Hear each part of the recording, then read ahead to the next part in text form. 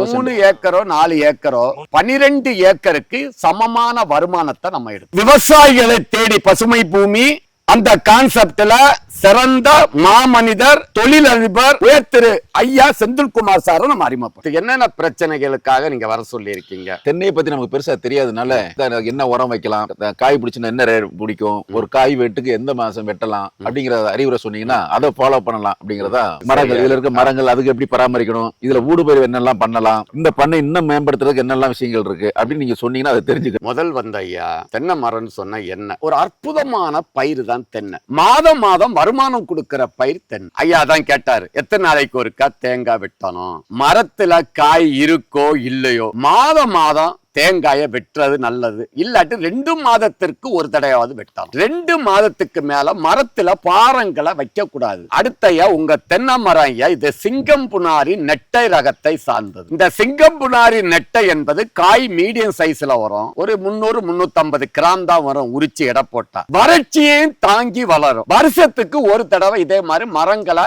களையும் எடுக்கணும். இந்த மரத்தினுடைய ஏஜ் ஒரு அதிகபட்சம் 15 வருஷம் மரம் தான். இடைவெளி 25 அடி 22-23 அடி தான் போட்டிருக்காங்க. இடைவெளி கொஞ்சம் கம்மி. தென்னை மரத்துக்கு இடையில எலுமிச்சை போட்டிருக்கிறது நல்ல ஐடியா. வேலி ஓரம் தேக்கு வச்சிருக்கிறதும் நல்ல ஐடியா. இடையில பிளாமரம் வச்சிருக்கிறதும் நல்ல ஐடியா. நம்ம சிவகங்கை மாவட்டத்துல பார்த்தேன்னு சொன்னா கோடை காலம் வரும்போது நைட்டும் அந்த உஷ்ணம் இருக்கும்.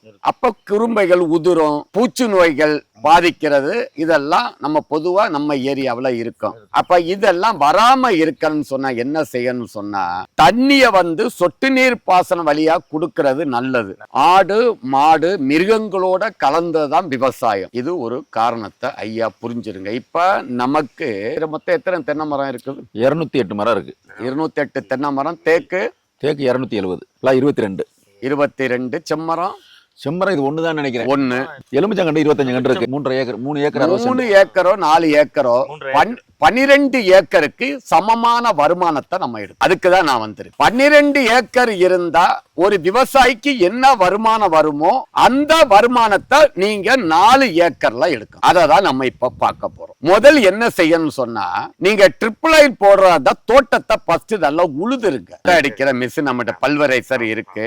அதுகள்ல போட்டு அந்த மட்டைகளை எல்லாம் தூளாக்கி அதுகளை தான் நம்ம உரமா பயன்படுத்தும். கொஞ்சம் குப்பை சாணிக்கு ஒரு 2-3 பசுமாடோ கொஞ்சம் செம்மறி ஆடோ. அடுத்து இதுல ஊடு பயிர் எலுமிச்சை இனி பெருசா போட வேண்டியதில்லை. எலுமிச்சை இருக்கிறது இருக்கட்டும், பாக்கு ஊடு பயிரா போடலாம். அந்த 2 தென்னை மரத்துக்கு இடையில அந்த எலுமிச்சை போட்டிருக்காங்கன்னா அதே வரிசையை கண்டினியூ பண்ணுங்க. எலுமிச்சையை எடுக்காதுங்க. பாக்கு மரம் நம்ம மண்ணுக்கு வருமாயா? நல்லா வரும், நிழல்ல வரும். அதான் மிளக தென்னை மரத்து தூர்ல படத்தலாம். அது கொடி மிளகு. ஆமா, கொடி மிளகு. சூரிய ஒளி தரையில படக்கூடாது. சூரிய ஒளி இலையில படணும். பல அடுக்கு நிழல்ல வளருகின்ற பாக்கு வாழை ஊடு பயிரா நீங்க போடணும். அப்ப நம்ம 4 ஏக்கர்ல 3-4 ஏக்கர்ல ஒரு 20 வருஷத்துக்கு பிறகு தேக்கு வருமானம் கொடுத்து அது அடுத்த தலைமுறைக்கான வருமானம். தேக்கதான் நீங்க கிளைகளை மட்டும் கட் பண்ணி விடும். ஆமா, கட் பண்ணி விட்டுதான் ஆகணும். வருஷத்துக்கு ஒரு தடவை இந்த மாதம் தான் பண்ணணும். நவம்பர் அக்டோபர்ல தான் நீங்க கவாத்து பண்ணணும். கோடையில கவாத்து பண்ணக்கூடாது. அப்ப வாழையில வர வருமானம் அந்த வேலையாட்களுடைய சம்பளம்,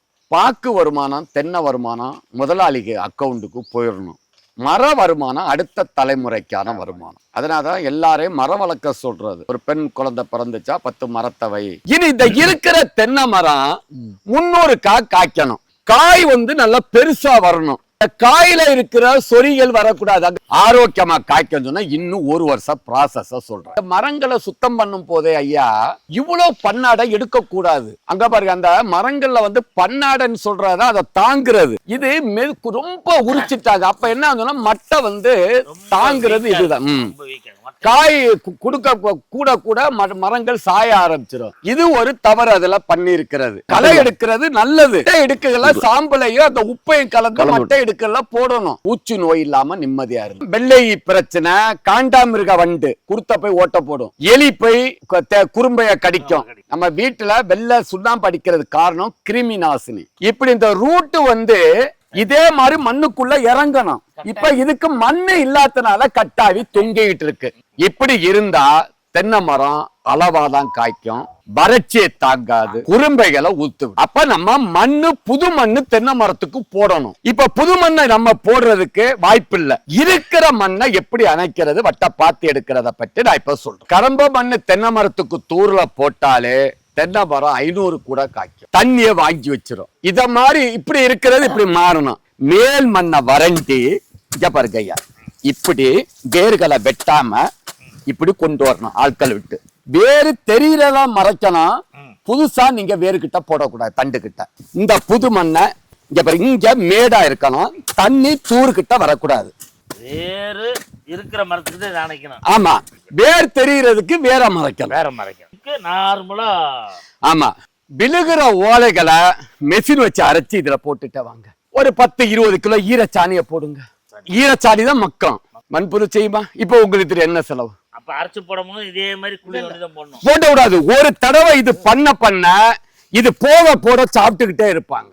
தண்ணி மாதத்துக்கு ஒரு தடவை விட்டாலும் ஈரம் இருந்துகிட்டு இருக்கு. நீங்க 10 நாளை ஒரு தண்ணி கொடுத்தா போதும். அடுத்து இவ்வளவு பெரிய வட்ட பாத்தி இருக்கா, இதுல ஒரு 6-7 வாழையை நட்டு விடுங்க. இல்லாட்டி மஞ்சளை நட்டு விடுங்க. இதுல ஒரு வாழை, ஒரு 6 வாழை நடலாம். அன்னாசி நடு, இதை அன்னாசி நடுங்க. நம்ம அன்னாசி வருமா? நல்லா வரும். மரூசியஸ் நம்மாழ்வார் சொன்னது இயற்கை கொடுத்தத பூமிக்கு கொடுக்கணும். இத நான் ஒரு வித்தியாசமான செயல் வடிவத்துல கொண்டு போயிட்டு இருக்கேன்.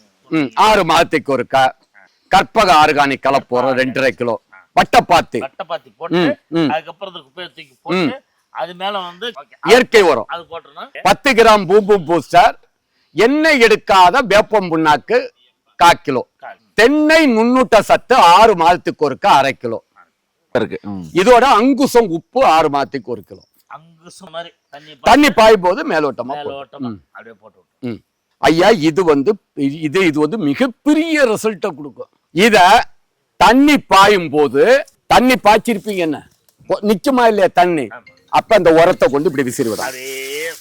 சுத்தி பசுமை பூமியினுடைய பூம்பும் பூசல்ல humic acid 80%, fulvic acid 15%, biopotash 2.5%, micro nutrients 2.5%. ஆகையால் பசுமை பூமி விவசாயிகளுடைய லாப நோக்கோட குறைந்த விலையில் தரமான இந்த பூம்பும் பூஸ்டரை தயார் பண்ணி கொடுத்துக்கிட்டு இருக்கோம். இதுதான் இது இருக்கிறது. இதனுடைய செயல்பாடை இப்ப நம்ம பார்க்க போறோம். நான் கையில எடுத்திருக்கிறத பாருங்க, மில்லிகிராம். இங்க பாருங்க, இத மெதுவா போடுறேன். இப்ப எப்படி வேலை செய்யுதுன்னு பாருங்க. இதுதான் வேர் வளர்ச்சியை தூண்டி பயிர்களுக்கு வறட்சி, கோடையில தண்ணி பாய்க்க முடியலையா, பூம்பும் பூச போட்டா வறட்சியை தாங்கும், பூச்சி நோய்க்கு எதிர்ப்பு திறன், காய்கறிகள் டேஸ்டா இருக்கும். ஆல் இன் ஒன், எல்லா பயிர்களுக்கும் மட்டுமே உள்ளடக்கியது.